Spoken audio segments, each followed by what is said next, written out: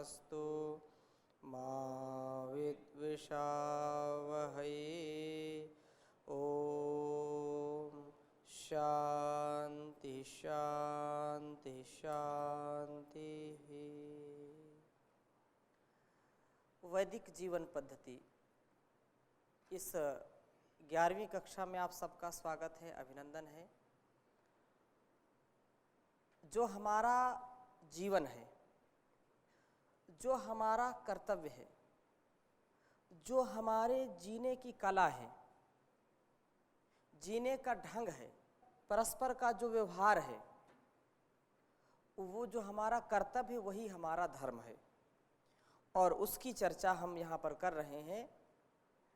महर्षि मनु के द्वारा जो धर्म के लक्षण हैं, उन लक्षणों को हम समझने का प्रयास कर रहे हैं, जिनमें 10 लक्षणों का जो है उन्होंने यह संकेत किया है। उन 10 लक्षणों में जो धृति है, क्षमा है, दम है, अस्तेय है, शौच है, इंद्रिय निग्रह है, इनकी चर्चा हम कर रहे हैं और बहुत कुछ समझने का प्रयास किया है। शौच के विषय में कुछ जो है संशय, कुछ प्रश्न वो स्वामी गौरव देव जी का है, वो अपना प्रश्न करेंगे। गात्राणि शुद्धन्ति मनसैत्यन शुद्धयति विद्या तपभ्यां भूतात्मा बुद्धिर्ज्ञानेन शुद्धयति। काल का कक्षा में आपने समझाया जी। जल के द्वारा जी। भूत का मतलब शरीर का शुद्धि होता है जी। जल के द्वारा जी। सत्य के द्वारा मन के। तो विद्या ज्ञान का शुद्धि कैसे होगा? ये बहुत ही प्रसिद्ध श्लोक है कि जो है हमारा जो शरीर है ये अद्भि गात्राणि शुद्ध्यन्ति मनः सत्येन शुद्ध्यति विद्या तपोभ्याम भूतात्मा बुद्धिर्ज्ञानेन शुद्ध्यति। क्योंकि महर्षि मनु के द्वारा जो बताए गए धर्म के 10 लक्षण, उनका हम स्वाध्याय कर रहे हैं। वहाँ शुचि की भी बात आई है, शौचम। तो शौचम में एक यह श्लोक इन्होंने उद्धृत किया कि इसमें तो शुद्धता की बात कुछ और भी स्पष्ट कही है। निसंदेह बहुत ही स्पष्ट शुद्धता कैसे हो, तो जो शरीर की शुद्धता है, मन की शुद्धता है, आत्मा की शुद्धता है, जो शुचिता है, जो पवित्रता है, जो निर्मलता है, वो अद्भि गात्राणि शुद्धयन्ति। अद्भि गात्राणि शुद्धयन्ति का मतलब क्या है कि जो ये हमारा शरीर है, ये जो गात्र है, ये शरीर के अंग जल के द्वारा शुद्ध किए जाते हैं, अर्थात जल से इनको शुद्ध किया जाता है।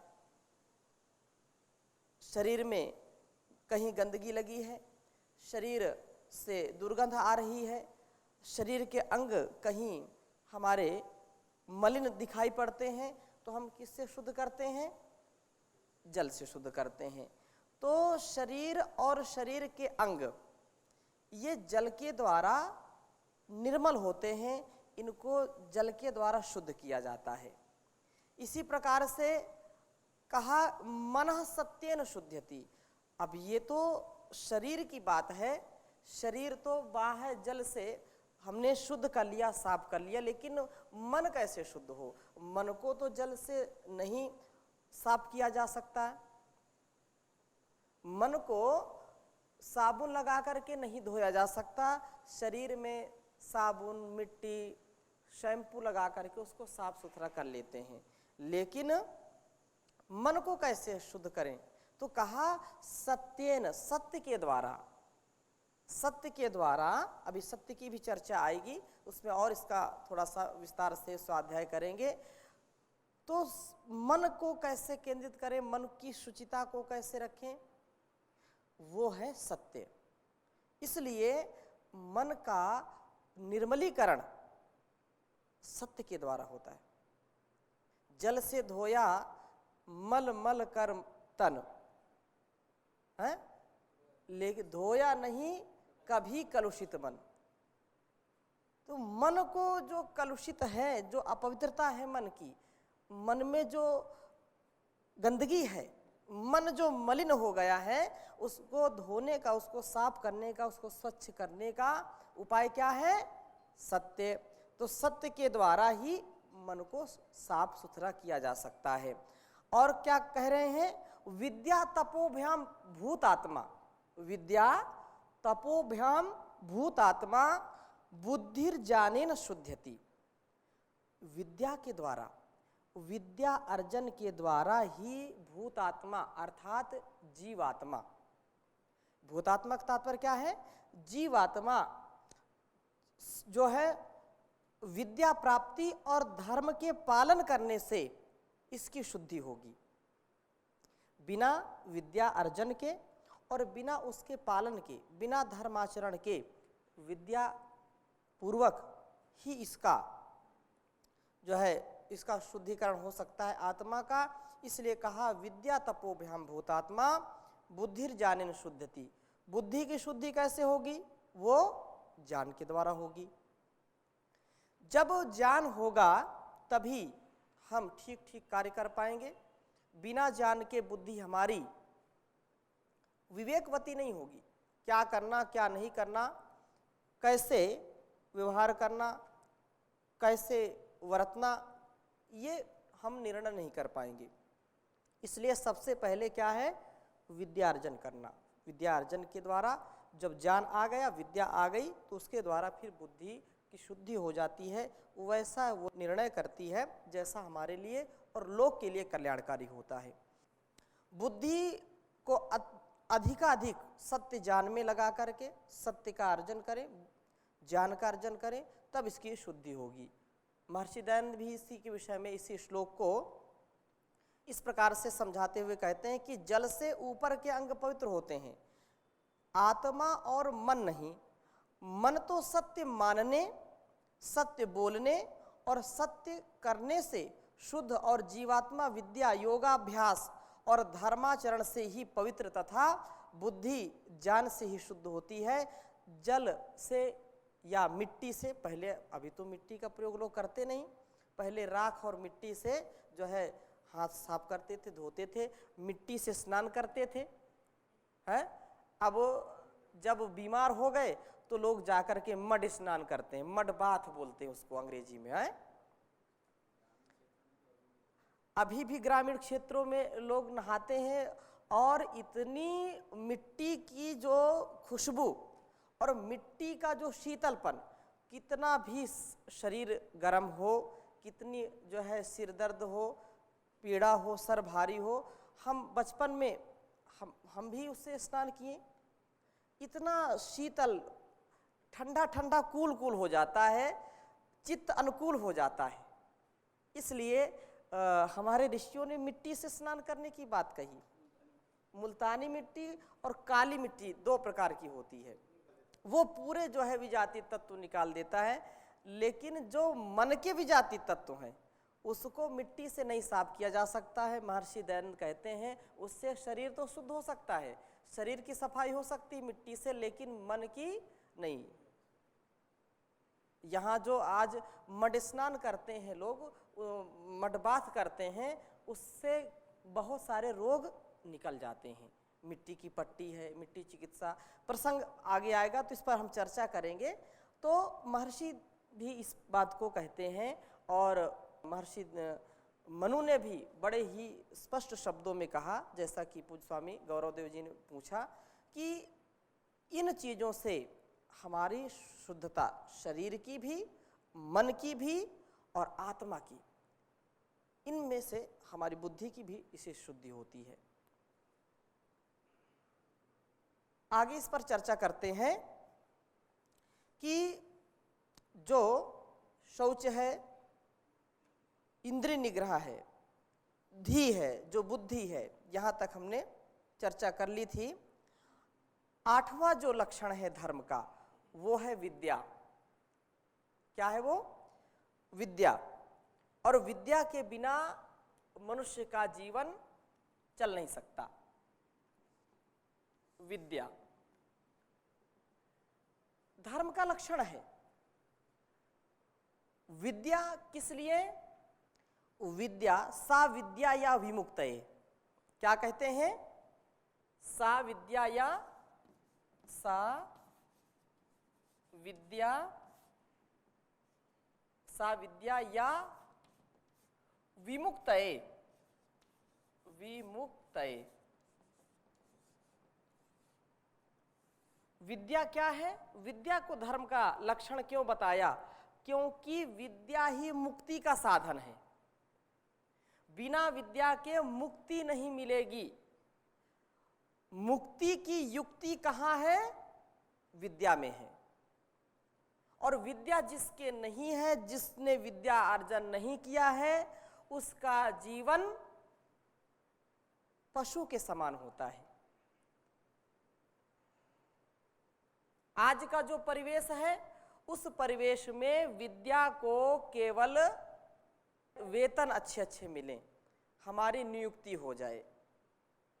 पहले क्या है? विद्या किस लिए होती थी? जिससे हमारी मुक्ति हो जाए, हमारे क्रोध से हमारी मुक्ति हो, हमारे लोभ से हमारी मुक्ति हो, हमारे ईर्ष्या द्वेष के जो भाव उमड़ते हैं, जो अवगुण हैं, उन अवगुणों से हमारी मुक्ति हो, हम परस्परता में जिए, हम समरसता में जिए, समत्व में जिए, विद्या युक्त ज्ञान युक्त आचरण में जिए, वो विद्या है और उसी से मुक्ति होती है। लेकिन आज इसका अर्थ उलट गया है। जीविका के लिए लोग पढ़ते हैं। कुछ लोग कहते हैं यहां जैसे कहा सा माने वह विद्या या विमुक्तये। विद्या वही है जो मुक्ति के लिए होती है, विद्या वही है जो मुक्ति के लिए। लेकिन आज क्या है? सा विद्या या नियुक्तये। ध्यान दीजिए, आज का क्या, आज इसकी क्या परिभाषा लोगों ने पलट दी? सा विद्या या नियुक्तये। नियुक्तये जिससे बड़े बड़े पोस्टों पर नियुक्ति हो जाए। हाँ? नहीं, मेरा कहने का आशय, गलत नहीं मानेंगे, होना चाहिए, लेकिन नैतिक मूल्यों की गिरावट ना हो। एन केन प्रकारेण जो छल कपट से, जो अनेक प्रकार के प्रपंच करके, झूठ बोल करके, असत्य भाषण करके, चोरी करके जो बड़ी बड़ी नियुक्ति करते हैं, या विद्या के नाम पर लोग बड़ी बड़ी सौदेबाजी करते हैं, उनके लिए इस बात को कहा। सा विद्या या नियुक्त, नियुक्ति जो पुरुषार्थ करेगा, इसको अच्छे अर्थों में मैं बोल रहा हूं कि जो पुरुषार्थ करेगा, अच्छे अंक लाएगा, अच्छी पोस्ट में जाएगा, निसंदेह है। लेकिन उसका लक्ष्य केवल नौकरी ना हो, इस बात पर मैं कह रहा हूं। उसको विद्या का जो उसने पढ़ी है, जीवन में जो उसके काम आए, जीवन के मूल्यों को, नैतिक मूल्यों को, उसके स्वभाव को, उसके व्यक्तित्व को जो बढ़ाने वाली चीजें हैं, वो बढ़ें, वो विद्या है। यदि जो व्यक्ति जैसा पुरुषार्थ करेगा वैसा फल मिलेगा उसको। कोई आईएएस, पीसीएस, इंजीनियर, डॉक्टर बनता है तो वह विद्या उसने अर्जन की, इसीलिए उसने पैसा खर्च किया, उसको तो बनना ही चाहिए। लेकिन हमारे कहने का आशय यह है कि यदि उसने जीवन जीने की कला नहीं सीखी, अपने क्रोध से, मैंने एक बात कही, अपने क्रोध को नियंत्रित नहीं कर पा रहा, अपनी वासनाओं को नियंत्रित नहीं कर पा रहा, परस्पर के जो संबंध हैं उनको वो नियंत्रित नहीं कर पा रहा है, तो उसको विद्यावान कहेंगे क्या? नहीं कहेंगे। वो भले ही कितनी बड़ी नौकरी उसको मिल गई हो। आज आप सुनते हैं कि फला इंजीनियर ने आत्महत्या कर ली, फला आईएएस अधिकारी ने आत्महत्या कर ली, बोले डॉक्टर ने जहर खा लिया। क्यों? क्यों? क्योंकि उन्होंने केवल नियुक्ति तो पा ली विद्या से। विद्या से क्या पा ली? नियुक्ति तो पा ली, नियुक्त हो गए, लेकिन मुक्ति के लिए विद्या का उपयोग नहीं किया, जिससे कि वो मुक्त हो सके अपनी वासनाओं से, अपने दुख क्लेश से, अपने परस्पर के जो दूषित संबंध है उनसे वो मुक्त नहीं हो पाए। वो तो बंधन में चले गए, बंधन हो गया। तो विद्या क्या है? तो महर्षि कह रहे हैं कि विद्या सत्य विद्याओं की प्राप्ति, अधिक यत्न करके विद्या और ज्ञान की उन्नति करना, ये धर्म का लक्षण है। इसको जो है महर्षि भी कह रहे हैं कि पृथ्वी से लेकर परमेश्वर पर्यंत यथार्थ ज्ञान और उससे यथायोग्य उपकार लेना, इसके विपरीत अविद्या है। कहने का आशय ये है कि जिन चीज़ों को हमने जैसा समझा उससे आत्मोत्कर्ष के लिए, लोकोपकार के लिए हम उन चीज़ों को धारण करें जिससे जो चीज़ मिलती है, अर्थात उन्नति के लिए जो हमारा प्रयास चल रहा है उसमें न्यूनता ना आने पाए, वो विद्या है। और विद्या के बिना मनुष्य पशु के समान है। डॉक्टर साहब कुछ पूछना चाहते हैं?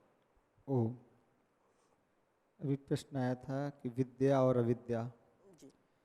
तो इसमें ये था कि जैसे अभी बात आई कि जो नौकरी करना चाहते हैं या बड़ी नौकरी के लिए पढ़ते हैं आज के समाज में जी। तो मैं जैसे समझ पा रहा था शायद ऐसा इसलिए कि आज के परिवेश में जो शिक्षा है उसको केवल यही मान लिया गया है कि केवल धनोपार्जन के लिए, संसाधनों को एकत्र करने के लिए हम विद्या का अध्ययन करते हैं। जी। और जबकि ये नहीं कि बड़ी पोस्ट पर जाने से कोई इसका नुकसान हो जाएगा। नैतिक मूल्यों के आधार पर वहां पर पहुंचने के लिए वो सामर्थ्य, वो ज्ञान अर्जित कर लेना जिससे स्वयं को परिवर्तित कर और दूसरे को, जीवन को परिवर्तित करने का ज्ञान अर्जित कर पाए वो स्वयं में भी। शायद ऐसा मैं समझ रहा था। बिल्कुल सत्य है, लेकिन आज जो उसको भूल गए हैं। मूल में क्या है? उनको नौकरी मिलनी चाहिए, बड़े बड़े पैकेज मिले, नैतिक मूल्य कितने भी गिर जाएं, उस जो है आधार पर मैंने इस बात को कहा कि आज लोगों के अंदर की जो कुंठाएं हैं, जो उनकी भौतिकता की विशेष डिमांड है, मांग है, उसके लिए लोग समझते हैं कि हमको ये बड़ी नौकरी मिल जाए, इसको विद्या समझते हैं। जो आत्म तत्व, आत्मवेत्ता हैं या विद्वान हैं, धार्मिक है, आध्यात्मिक हैं, उनको वो लोग बिल्कुल न्यून समझते हैं, उनको कुछ नहीं समझते हैं, उनको विद्या युक्त नहीं समझते। वो समझते हैं कि हम विद्यावान हैं क्योंकि हमने बड़ी नौकरी प्राप्त कर ली। इस जो है बात को मैंने लेकर के ये बात कही। जी। ओम एक मंत्र है, अंधम तम प्रविशन्ति ये अविद्याम उपासते ततो भूयवते ओ विद्यामृता। विद्यायामृता। अभी बहुत सारे विद्वान हमारे संतगण भी है, आज अलग अलग जो प्रोफेसर से लेके बड़ा बड़ा ज्ञानी पुरुष भी है, लेकिन वो अपने ही पास में रखते हैं जी, कर्म में लगाते नहीं, दूसरे को कुछ बांटते भी नहीं है जी, प्रयोग नहीं करते हैं जी, खुद तो जानते हैं लेकिन आचरण में नहीं लेते हैं। तो इस स्थान में विद्या का महत्व बारे में थोड़ा सा। तो विद्या का तात्पर्य बाद में, जैसे आपने कहा कि अंधम तमः प्रविशन्ति ये अविद्याम उपासते ततो भूय इवते तमो याऊ विद्यायाम रता, तो वहाँ पर उसका जो है दूसरा भाव लेंगे। लेकिन विद्या तो सर्वोपरि है। जैसे महर्षि ने लिखा कि जो है इनको ठीक ठीक जान करके उनसे यथा योग्य उपकार लेना। उपकार लेना अर्थात जैसे आज के समय में किसी मशीनरी या मोबाइल का प्रयोग करते हैं, तो मोबाइल का जो काम है उसको यथा योग्य उसका प्रयोग करना। वाहनों का यथायोग्य प्रयोग करना, इस शरीर का भी यथायोग्य प्रयोग करना, ठीक है। और यदि इसमें हम अज्ञानता युक्त, अविद्या युक्त प्रयोग करेंगे तो उसमें आसक्ति होगी, अनेक प्रकार के हमको कष्ट मिलेंगे, दोष उत्पन्न होगा। विद्या, जो आपने दूसरी बात कही, तो विद्या का मतलब यह है कि जैसे आपने चीज़ों को जाना, मुक्ति के लिए जैसे जो है कि आपने ये कहा कि अमृता खाने से या अमृता का रस पीने से शरीर स्वस्थ रहेगा, या वात पित्त कफ इनसे जो है हम कभी रोगी नहीं होंगे, ये संतुलित रहेंगे, बैलेंस रहेंगे। तो ये तो सत्य है, लेकिन कोई व्यक्ति इसको ग्रहण नहीं कर रहा है, उसको जान नहीं रहा है, तो उसका कभी भी कल्याण नहीं हो सकता है। ज्वर आया है तो ज्वर के लिए जो औषधि है उसका प्रयोग करना चाहिए जानते हुए। भूख लगी है, सामने थाली परोसी रखी है, लेकिन हम भोजन नहीं कर रहे हैं तो अज्ञानी ही तो कहलाएंगे। इसलिए विद्या की बड़ी महिमा है, और कहा भी है कि विद्या ददाति विनयम, विद्या के बिना व्यक्ति कभी भी विनयशीलता को धारण नहीं कर पाता है। विद्या ददाति विनयम विनयाद याति पात्रताम पात्रत्वात् धनम आपनोति धनात् धर्म तथा सुखम। ये मूल में क्या है? विद्या है। विद्या होगी, विद्या विनय को देने वाली है, विनय से मनुष्यता आएगी, मनुष्य की योग्यता बनेगी, योग्यता को प्राप्त होगा, और योग्य होने से मनुष्य को धन की प्राप्ति होगी, और धन से धर्म और फिर सुख की प्राप्ति होगी। है? धर्म जो है, धन के बिना धर्म की गति नहीं है, प्रगति नहीं है, लेकिन वो धन भी धर्मयुक्त हो। और इसी को कहा कि विद्या जो है सर्वोपरि है। क्यों? क्योंकि बिना विद्या के हमारा उत्थान नहीं हो सकता।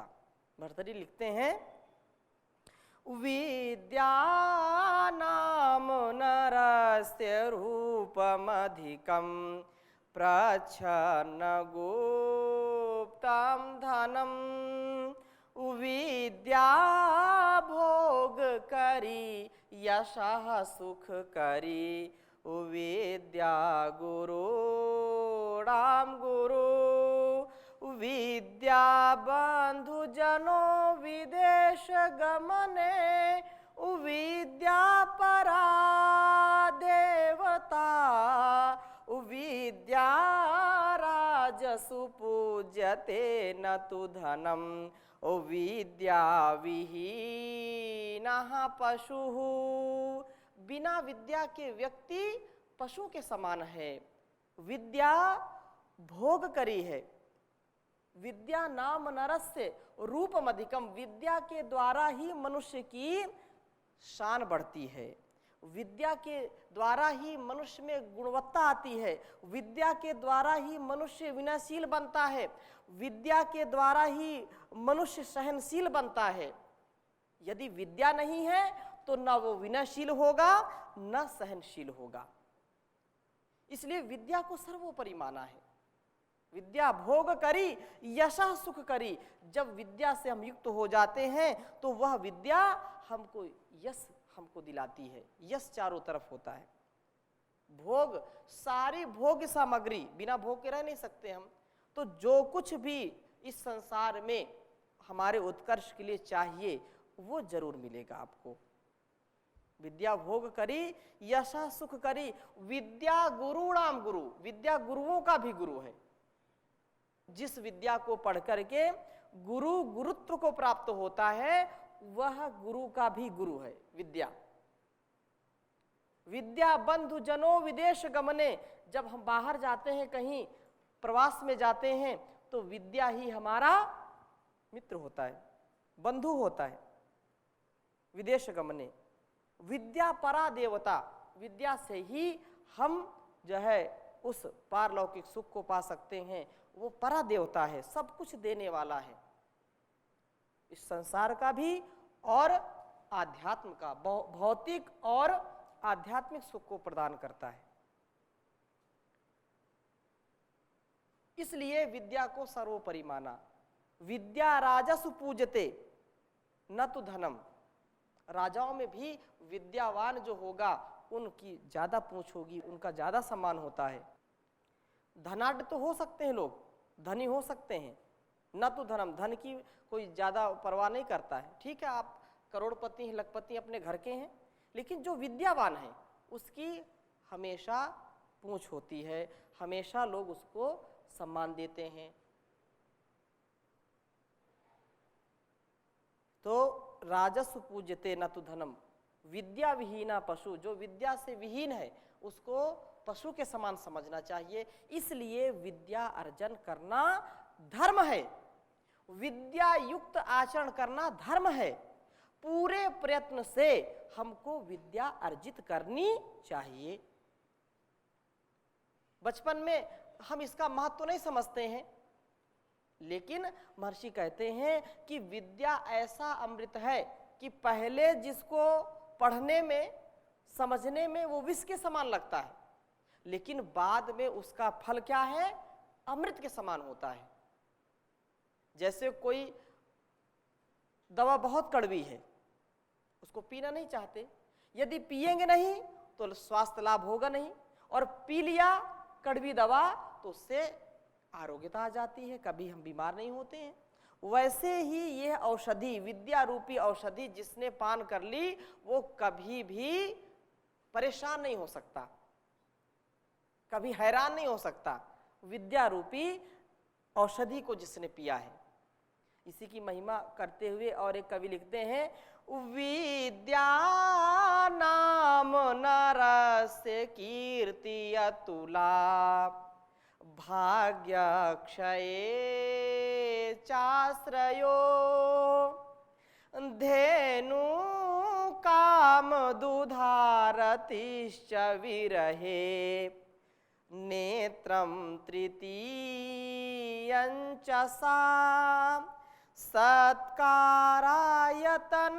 कुलस्य महिमा, रत्नैर्विना भूषणं, तस्मादन्यमुपेक्ष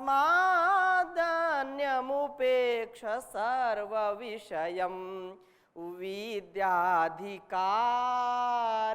कुरु, विद्याधिकारं कुरु। कह रहे हैं कि विद्या ही मनुष्य की अतुलनीय कीर्ति है। इसकी चर्चा और आगे करेंगे, अभी यहीं विराम देते हैं, शेष चर्चा अगले भाग में। ओम शांति शांति शांति।